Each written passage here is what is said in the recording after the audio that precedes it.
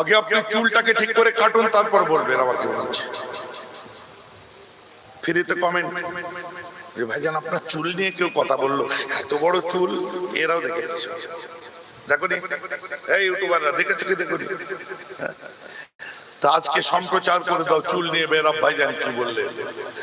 ওরে পাগল, তোরা ফোড়ন কাটছিস, তোরা কাপড় কাটতে যে মৌলানা হয়েছিস, তোরা সোনার কাজ করতে যে মলি সাহেব হয়েছিস, তোরা মোবাইলের দোকান খুলে মলি সাহেব হয়েছিস, তোরা মোবাইল ঘাঁটতে শিখে হোয়াটসঅ্যাপ ফেসবুক চালাতে শিখে মলি সাহেব হয়েছে, আর আমি জাকাত ফিতরাকে স্কুলে ভর্তি লাইনে বলে মাদ্রাসায় আমার বাপ ভর্তি করেন। কথাটা বুঝতে পারছেন তো নাকি, যে জাকাত ফিতরাকে একে মৌলানা করতে হবে। আল্লাহর রাসূল মাথায় যে চুল রাখতেন, আজকে কান খাড়া করে শুনে নিন, আমার নবীজি তিনটে স্টাইলে চুল রাখতেন। প্রথম হচ্ছে লেম্মা, মানে কানের এই এত দূর পর্যন্ত, ঠিক আছে। দ্বিতীয় নম্বরে আমার নবী চুল রাখতেন জুম্মা, মানে কানের লতি বা একটু নিচু পর্যন্ত ঘাড়। তারপরে আমার রাসূল চুল রাখতেন উফরা।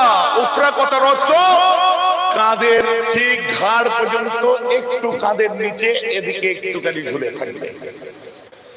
বুঝতে পারছেন তো নাকি, আমার অত দূর এখনো যায়নি। এবং ভালো করে শুনুন, আমার রাসূল জীবনে ছোট চুল রাখেননি, বরাবর বড় চুল রেখেছেন। সুবহানাল্লাহ বলবেন, জোরে বলে যাবে সুবহানাল্লাহ। ছোট চুল রাখা হচ্ছে ইব্রাহিম আলাইহিস সালামের সুন্নাত, আর বড় চুল রাখা হচ্ছে আমার নবীজির সুন্নাত। বোঝা যাচ্ছে? আমার মুজাদ্দেদে জামান বলেছেন ওসিয়তনামার মধ্যে যে লম্বা মেয়েদের মতো চুল রাখবে না। এখন উফরা করতে যে বাড়তে বাড়তে কত দূর নামবে আমরা যদি আন্দাজ না করতে পারি, তাই মুজাদ্দেদে জামান দাদা হুজুর পীর কেবলা বলে দিলেন যে তুমি ওই বাড়াবাড়ি অত দূর কতদূর নিয়ে যাবে ঠিক নেই, যদি সব থেকে বড় করতে চাও তো তোমার ঘাড়ের পর্যন্ত, ঘাড়ের হাড্ডি পর্যন্ত, এই পর্যন্ত তুমি রাখতে পারো। এর থেকে যদি বেড়ে যায় হারাম হয়ে যাবে, দাদা হুজুর কোথায় লিখেন। ভাই যে আমার কথা বোঝা যাচ্ছে? এগুলো যদি 20 বছর আগে যারা দাদা হুজুর ভাঙিয়ে খাচ্ছে ওয়াজ করে দিত, তাহলে আর সাধারণ ছেলেগুলোকে বেপাকে পড়তে হতো না। আপনি কেন বলছেন আমি দাদা হুজুর পড়েছি? মুজাদ্দেদে জামানকে বিজনেস ইনভেস্টমেন্ট হিসাবে লাগাইনি আর একটা মলি সাহেবের মতো। দাদা হুজুর ভাঙাবো আর খাবো এই ধরনের মানসিকতা বেরাবেন নেই। দাদা হুজুর পড়েছি, তার লাইফস্টাইল পড়েছি, তার হিস্ট্রি পড়েছি। একজন পীর সাহেবের মধ্যে তিনি সীমাবদ্ধ ছিলেন না, তিনি ছিলেন সংস্কারক। অন্ধকারের জন্য মানুষকে আলোর দিশা দেখিয়েছিলেন, তার নাম হলো পীর আবু বকর। 19বিংশ শতকের শেষ, বিংশ শতাব্দীর সূচনাকালীন সময় হিস্ট্রিটা খুলে দেখুন। আজ হাঁচির দোয়া, কাচির দোয়া, পেচ্ছাপ পায়খানার দোয়া, বিভিন্ন মশলা ফতোয়া দিয়ে যাচ্ছে মানুষ। কিন্তু 19বিংশ শতকের শেষ, বিংশ শতাব্দীর সূচনাকালীন সময় একটা সময় এমনই এসেছিল যে মানুষ ঈমান নিয়ে বেঁচে থাকবে না, বেঈমান হয়ে কবরে যাবে, এই প্রশ্ন জেগেছিল আমার আপনার বাপদাদা পূর্ব ভারতের মুসলমানদের মধ্যে। আপনি ইতিহাস খুলে দেখান, আপনি ইতিহাস খুলে দেখান, ওই সময় আমার আপনার বাপদাদার ঈমান রক্ষার জন্য দেওবন্দ থেকে কেউ এসেছিল পূর্ব ভারতে, সাহারানপুর থেকে এসেছিল, জৌনপুর থেকে এসেছিল, বেরেলি থেকে এসেছিল, নদওয়া থেকে এসেছিল, বোম্বে থেকে এসেছিল, দিল্লি থেকে কেউ আসেনি, গুজরাট থেকে আসেনি, দেশ বিদেশের কেউ আসেনি। পূর্ব ভারতের মুসলমানদের ঈমানের অস্তিত্বের লড়াইয়ের দিনেতে ঈমান নিয়ে কবরে যাবে না, বেঈমান হয়ে কবরে যাবে প্রশ্ন এসেছিল। ঈমান বুকে নিয়ে বাঁচতে পারবে না, বেঈমান হয়ে কবরে যাবে এই প্রশ্ন এসেছিল। প্রশ্ন এসেছিল যে মাথায় কি নেব, প্রশ্ন এসেছিল পরনে কি পরবো, প্রশ্ন এসেছিল এই নামাজ রোজা হাজ দোয়া কাচির দোয়া নয়, ওই প্রশ্ন ঈমানের অস্তিত্বের লড়াইয়ের যিনি এগিয়ে এসেছিলেন সেই মানুষটার নাম হলো আমার আপনার মুর্শিদ বঙ্গপুত্র আবু বকর সিদ্দিক। জোরে বলুন সুবহানাল্লাহ। এই ইতিহাসকে অস্বীকার করতে পারবেন না, এটা পূর্ব ভারতের ইতিহাস।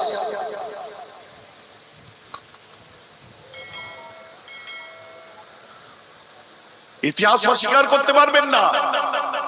বাবারা আমার দাদা হুজুরকে দেখে আসাম জঙ্গলের বাঘটা বাবা লেজ গুটিয়ে জঙ্গলে চলে গেল। সুবহানাল্লাহ, বেশক সুবহানাল্লাহ বলবেন। আল্লাহর ওলিকে দেখে বাঘ পালাবে না তো আমাকে দেখে পালাবে? কিন্তু সাথে সাথে এটা বলুন, ভারতের স্বাধীনতা সংগ্রামকে তুলে নিয়ে আসুন, সেক্ষেত্রেও তো পীর আবু বকরকে দেখা গেছিল। অসহযোগ আন্দোলনের সময় দাদা হুজুরের ভূমিকা তো দেখা গেছিল। বঙ্গভঙ্গতে দাদা আপনার কি বলে বিদেশি দ্রব্য বর্জনের ক্ষেত্রে দাদা হুজুরের ভূমিকা দেখা গেছিল।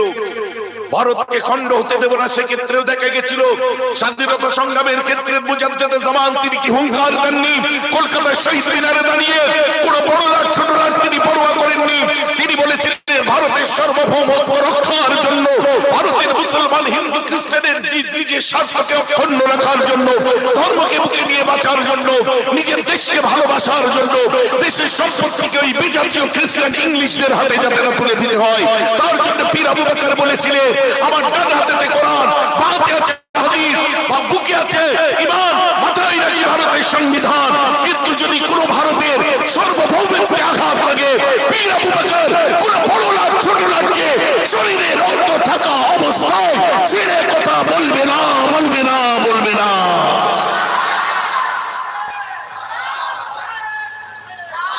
এই ছিলেন পীর আবু বকর। মুজাদ্দেদে জামানের এই হুঙ্কার থেকে সেদিন ডক্টর শহীদুল্লাহ বলেছিলেন, প্রফেসর আব্দুল খালিদ বলেছিলেন, আমরা শহীদ মিনারে পীর আবু বকরের বক্তব্য শুনে আমরা আবু বকরের জায়গায় রাসূলের সাহাবা ওমর ফারুককে দেখতে পাচ্ছিলাম। বলুন সুবহান। আপনি কোথায় পড়েছেন ইতিহাস? দাদা হুজুর তেল পানির বোতলে ফুঁক দিয়ে বাবা বোতলটা ফাটিয়ে দিল। সুবহানাল্লাহ, বলুন সুবহানাল্লাহ। বেশক এতে কোনো সন্দেহ নেই, কিন্তু সাথে সাথে নিখিল ভারতটা একটু তুলে ধরুন, দেশত্বের প্রতি তার অবদান তুলে ধরুন। কুসংস্কারাচ্ছন্ন যখন মানুষ ছিল তাদেরকে আলোর দিশা দেখিয়েছিলেন।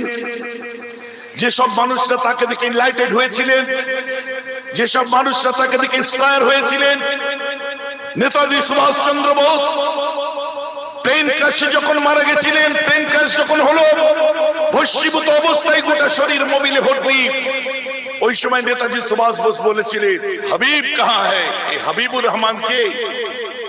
মুজাদ্দেদে জামান দাদা হুজুর পীর কেবলা রহমাতুল্লাহ আলাইহির বড় মহব্বতের একজন আশিক ছিলেন। বলুন না সুবহানাল্লাহ। দাদা হুজুর কি বলেননি যে আমার মুরিদ মুতাকাদ্দিমদের নিয়েও আমি প্রস্তুত আছি, তোমরা ব্যাটেল ফিল্ডে থাকবে, আমরাও কিন্তু আমাদের কৌশল ছাড়বো না, আমরা ব্রিটিশ মুক্ত ভারত করব। মুসলমানদের অবদান আছে, হিন্দুদের অবদান আছে, খ্রিস্টানদের অবদান আছে, শিখ ইসাইদের অবদান আছে। সারা বিশ্বে দেখুন ইতিহাস বিখ্যাত যে ভারতবর্ষ এমন একটা দেশ, যে দেশের মধ্যে, যে হিন্দুস্তানের মধ্যে দেশত্বের প্রশ্ন যখন আসে তখন হিন্দু মুসলিম বৌদ্ধ খ্রিস্টান সব এক হয়ে যায়। বর্তমান রাজনৈতিক ব্যাপার ওটা আলাদা, কিন্তু ইতিহাস আলাদা কথা বলে। ভাবছি আমার কথা বোঝা যাচ্ছে? ইতিহাস কি বলে জানেন? ইতিহাস তো বলে কলকাতা আপনার দিল্লির বুলন্দ দরওয়াজা দেখুন, ইন্ডিয়া গেট, যার নিচে প্রত্যেক বছরে মশাল জ্বালাতে যায় ভাইও বহনো, মেরে দোস্ত সাথীও, মেরে দেশবাসীও। বুঝতে পারছেন?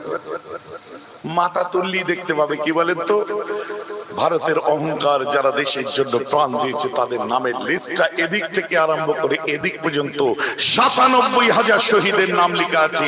আপনি একটু রিসার্চ মেরে দেখে নিন, মোবাইলে সার্চ মারুন, দেখে নিন ওই ৯৭,০০০ সৈনিক যারা দেশের জন্য প্রাণ দিয়েছিল। ওই শহীদদের মধ্যে আমার হিন্দু সম্প্রদায়ের মানুষেরা তো আছেই আছে, খ্রিস্টানরাও আছে, পাঞ্জাবিরাও আছে, সর্বধর্মের মানুষ আছে। ওই ৯৭,০০০ শহীদের মধ্যে ৬৫,০০০ মুসলমানের নাম লেখা আছে। স্বীকার করতে পারবেন? আচ্ছা, বিদেশ আমাদের সবার অধিকাংশ মুসলিমের নাম লেখা আছে, মাথা তুলবে কি করে?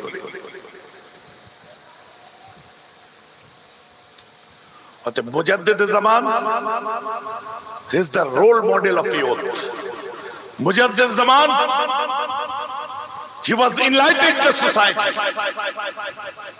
Mujaddid Zaman, our encouragement, our inspiration, he encouraged the society.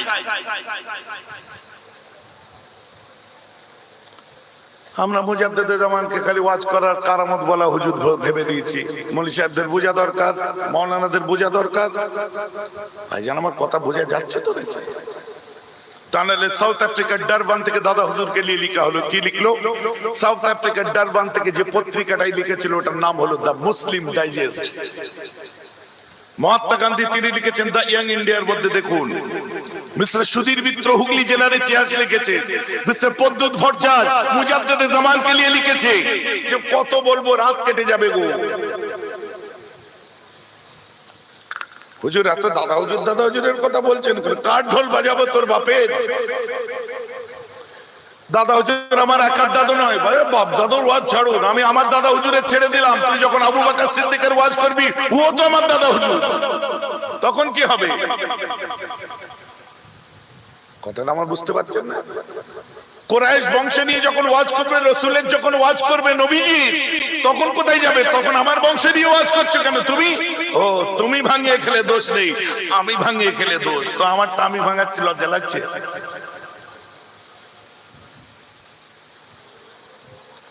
হুজুর বংশ ভাঙিয়ে কতদিন চলবে? জন্মটা এই বংশে এসেছে, যতদিন পারবো চালাবো। তোর হয়নি, তুই চুপ করে থাক।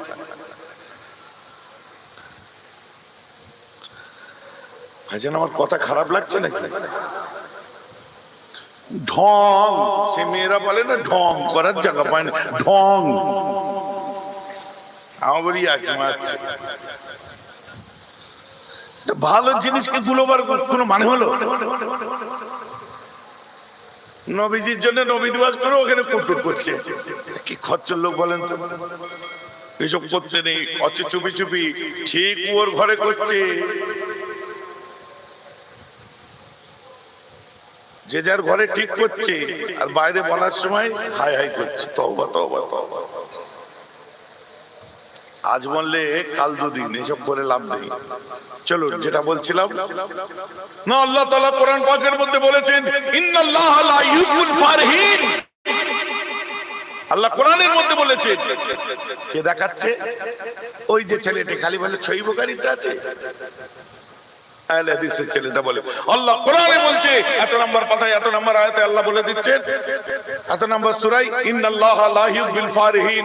আল্লাহ তাআলা যারা খুশি করে তাদেরকে পছন্দ করে না। খুব ভালো বুঝেছো? তোমার যখন বেটা ছেলে হয়েছিল, তুমি যে আমার কপাল পুড়া গো, বেটা ছেলে হয়েছে, কেঁদেছিলে। তোমার বউয়ের যখন ছেলে হয় তুমি কেঁদেছিলে। তোমার ছেলে যখন মাধ্যমিকে এসে বললো আব্বা আমি ফার্স্ট হয়েছি, চালা কাটটা লিয়াই তোর ওর মাথায় ঝাড়ি, ও বাবা গো ফার্স্ট হয়েছে, কেঁদেছিলে।